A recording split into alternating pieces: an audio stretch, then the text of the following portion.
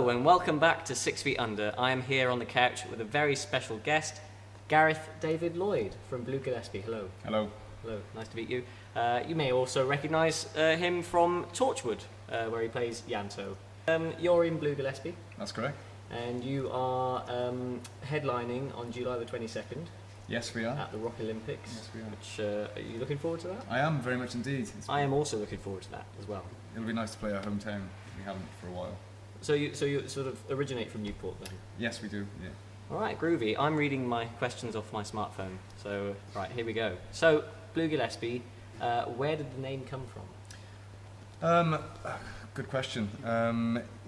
It was two words I'd put together when I'd thought of a melody, actually, at first. You know, when you get a sort of tune in your head, Yeah.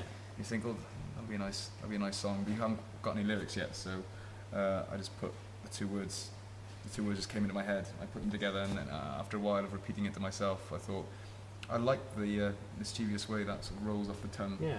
And then I thought about the meaning, the name, blue, sadness, or unhappiness, Gillespie, a character, and eventually the character of Gillespie became the band's collective alter ego, I suppose. Oh, yeah. The guy we all sort of emulate when we play. The band allows us to vent those emotions that would usually be frowned upon in polite company. Right. All your Gillespie-related emotions. Yeah, you know, anger, spite, jealousy, all sort of gets vented through the music and leaves us a little happier and a little cleaner of soul, I suppose. It's very therapeutic. Yeah. And how long have the band been together? We've been playing together for about 5 years, but I suppose we've been serious and energised with the product for about 2 years. We started off playing a lot of blues covers, originally to support James Masters, who played the Point in Cardiff. Oh, wow. For those of you who don't know, he played Spike in Buffy, and he also has a band. And he was in Torchwood. He was, yeah. He was like the big bad guy. Yeah, absolutely. And he had a gig scheduled at the Point, and needed a support act. I wasn't in a band, but I was friends with musicians. So I asked the boys if they wanted to get together to do some blues covers, some you know, high energy cover songs, and they agreed, and we discovered we enjoyed playing together, and Blue Gillespie was born. That is fantastic. So yeah, James Masters, very impressive. For just starting things anyway. Yeah, I mean, I got the ball rolling, and then 2 years ago we released Synesthesia, which is our first full-length album. Yeah. And that was the point we thought, no, we've got a product here. This sort of this makes sense, and we enjoy it.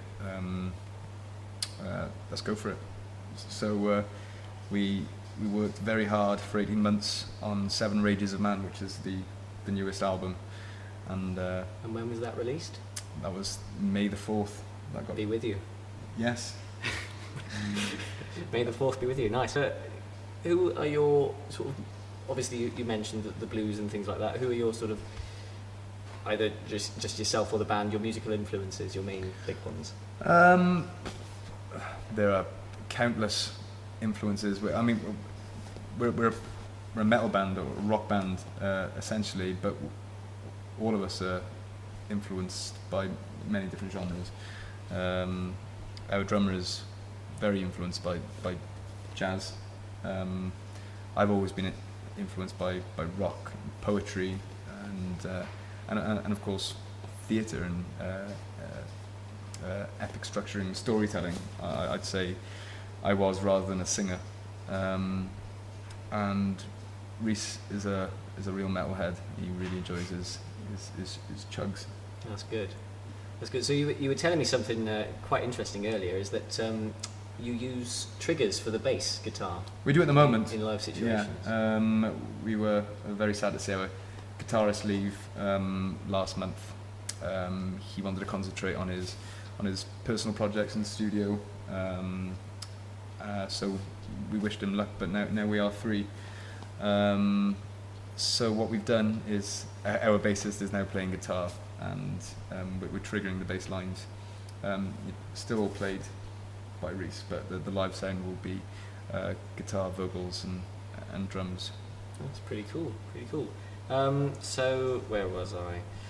What are your musical pet peeves? What kind of music do you really not like to listen to, or any particular artists? Not going to name and shame. Insincerity in anything, I think, is something that really annoys me. In music, in art, in theatre, in film, things that are solely designed to sell. Sort of get my back up, and over the years I've got better and better at recognising that type of product. I think even if something at first is sort of difficult to listen to and requires your time and requires an investment into it, if it comes from somewhere true, somewhere honest, then I think it works as a piece of art. And even if the effect on somebody is negative, I'd much prefer somebody to get really angry at the fact they hate our music than to be completely indifferent to it, because in that sense art has done its job. It's made you have an emotional response. So you'd rather they hated you for the right reasons rather than the wrong ones? I'd rather them feel something than feel nothing. That's good. That's great. So what is the biggest gig that Blue Gillespie have played? It has to be, again, supporting James Masters, probably Union Chapel in London. I mean, I don't know if that was the biggest gig. I don't know if it was the one that had the best turnout either, but it was just magical. So that's your favourite? Union Chapel, favourite venue. Favourite venue. We played, I think, we'd love to go back there. We did an acoustic set at the time, but we'd love to go back and do a proper set. That'd be lovely. That's awesome. So, what is your favourite band activity? What do you all like to do when you're, in your free time and you're unwinding? I love to just watch films and TV. I'm a big 13-part series freak. Really enjoying Game of Thrones at the moment. It's good, isn't it? Yeah, really, really good. And me and my wife, we've got a lot of box sets that we sit there and get through. Food is another thing that that makes me happy. I love cooking. I cook a lot for my wife. Reading, listening to music. I'm same as anyone else, really. Yeah. So just like relaxing stuff, just living it. Chilling out, living life, not stressing. That's good. So, favourite food? Do you have a favourite band food, or do you all like sort of individual things? Reese, I think it has to be sort of cheese and bread. Sort of pizza. Anything he is branching out. Branching out, putting some sauce. He's branched out to bacon and chicken, and I'm sure by the end of the year he'll be on steak. Nicky is a bit like me. He'll eat anything. Sweets. He eats a lot of sweets. I eat a lot of sweets. I shouldn't really, but they're good to keep your energy up at band rehearsals. Fair enough. And what would your favourite unsigned act? Have you seen many unsigned artists recently that you like? Well, recently not so much. Not that I've seen them and not liked them. I just haven't seen any. Right. But I tried to curate an event in Cardiff called Sex, Wales and Anarchy, which was designed for unsigned acts, and not just the music, for poets, spoken word, tattoo artists, body painters, graffiti artists. A festival for unsigned art, basically. So that's quite similar to what we're doing here with the collective. It is. That's pretty much what we're all about. It is. Yeah. It is. But with the band, with my acting career with a family now. You know, there's only so many sort of exactly personal passion projects you can undertake. You can't spread yourself too thin. Absolutely. Yeah. So what are your thoughts on sort of the local music scene and you know, sort of do you have any ideas on like what we're doing here with the South Wales Music Collective? I think it's great. I mean, certainly when I tried to do the Sex, Wales and Anarchy in Cardiff, I thought then, as I do now, there's definitely a big hole in South Wales. You know, this way we filled full of unsigned artists, getting their voice out there and getting heard and getting seen.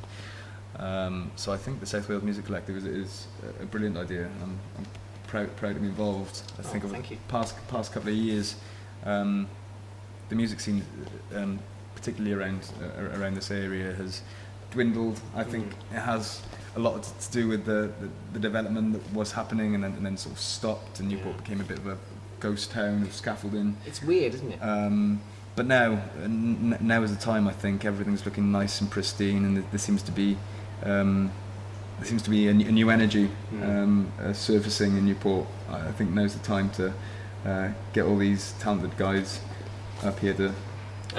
What would your dream gig venue be?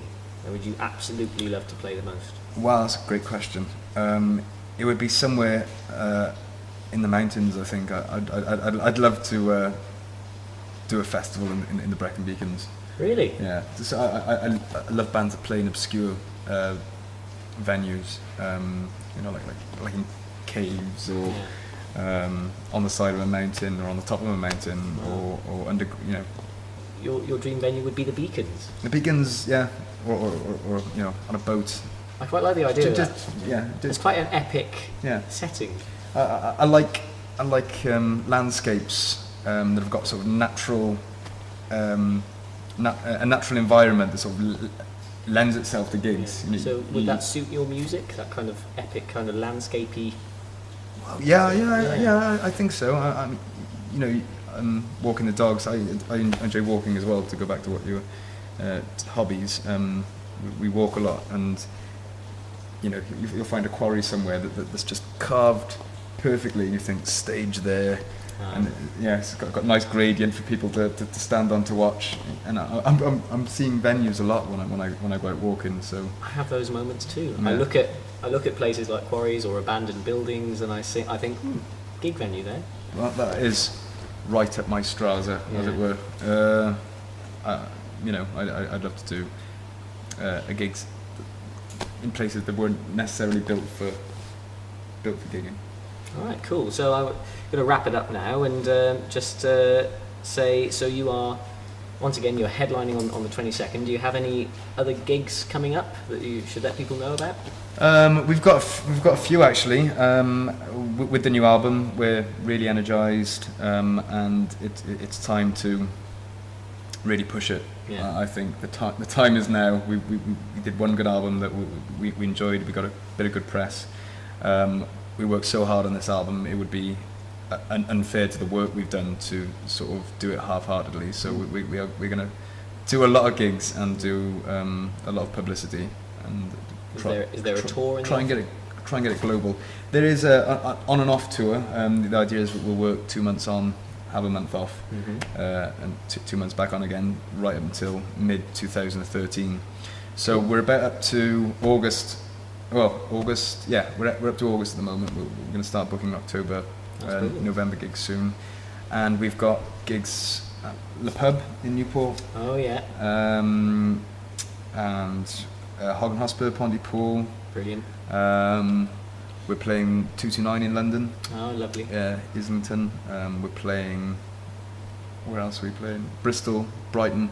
It's all on our website, www.bluegillespie.co.uk. Make a note of that, folks. And is the album available on iTunes? Yes, it is. It's available on iTunes. It's available for mail order from our website, Bandcamp, Amazon, all the usual digital download places. Seven Rages of Man. Seven Rages of Man by Blue Gillespie. That is a brilliant name. Thank you. For an album. Thank you. That's fantastic. So, thank you very much. These guys are playing on July the 22nd at our Rock Olympics organised, and it's going to be right here in 6 Feet Under. These guys are headlining, and they are definitely well worth the look. I've heard them, they're fantastic, the new album's out, so check it out, folks, and thank you very much, Gareth, for coming in to talk. Thank you very much. Goodbye.